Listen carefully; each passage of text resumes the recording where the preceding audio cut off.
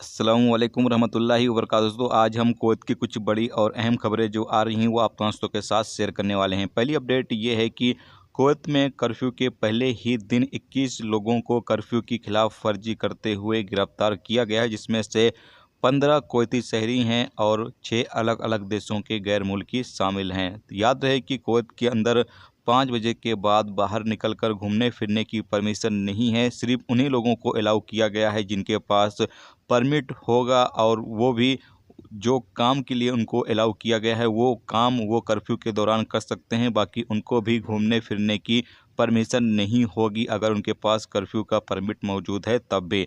जबकि अगली अपडेट ये है कि कुवैत में सोर्सेस के हवाले से अपडेट जारी किया गया है, और सोर्सेस का कहना ये है कि कुवैत में कोरोना वायरस को कम करने के लिए कर्फ्यू या लॉकडाउन एक वाहिद हल नहीं है। यानी उनका कहने का मतलब ये है कि कुवैत में जो हालात अभी हैं और कर्फ्यू और लॉकडाउन लगाने से बहुत सारे कामकाज बंद रहेंगे, और इससे ऐसा नहीं होगा कि कुवैत में कोरोना वायरस जो है वो कंट्रोल में आ सकता है।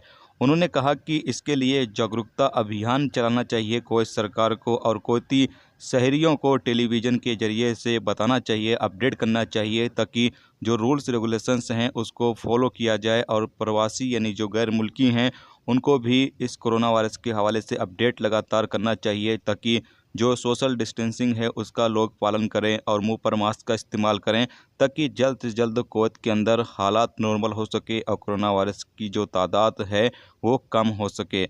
तो यहाँ पर सबसे ज़रूरी चीज़ यही कही गई है सोर्सेज के हवाले से कि जो रूल्स रेगुलेशंस हैं अगर लोग उसकी पाबंदी करेंगे तो बहुत ही जल्द कोरोना वायरस जो है वो कंट्रोल में आ जाएगा। आपकी जानकारी के लिए बता दें कि कर्फ्यू जो है वो 8 अप्रैल तक लागू रहेगा, यानी तकरीबन 3 से 4 हफ्ते तक कर्फ्यू जो है वो लागू रहेगा। रमज़ान से पहले कर्फ्यू को ख़त्म करने की बात कही गई है, लेकिन हालात अगर बेहतर रहेंगे तो उसके बाद जो फैसला है वो जारी किया जाएगा। इसके अलावा अगली अपडेट ये है कि कुवैत के अंदर जो कोऑपरेटिव सोसाइटी है उनमें आप सामान को 5 बजे से 10 बजे तक ऑर्डर कर सकते हैं। यानी कर्फ्यू के दौरान 5 बजे से कर्फ्यू स्टार्ट हो जाता है, तो 5 बजे से आप 10 बजे तक डिलीवरी सर्विस के लिए जो भी सामान आपको चाहिए उसका ऑर्डर आप कर सकते हैं। 10 बजे के बाद आपका ऑर्डर जो है वो एक्सेप्ट नहीं किया जाएगा, क्योंकि 10 बजे के बाद तमाम कोऑपरेटिव सोसाइटी को जो है वो बंद कर दिया जाएगा, आपको सामान नहीं मिलेगा। और ये भी कहा गया है कि जो आप ऑर्डर करेंगे उसकी अलग से फ़ीस भी ली जाएगी।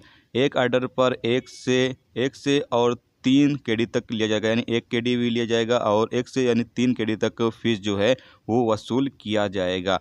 तो ये कुछ बड़ी अपडेट जारी हुई थी आप लोगों के साथ जो शेयर की गई। इसके अलावा आज की कुछ वीडियो क्लिप आई है जो सोचा आप लोगों के साथ शेयर कर दिया जाए। आप आगे वीडियो क्लिप भी देख सकते हैं।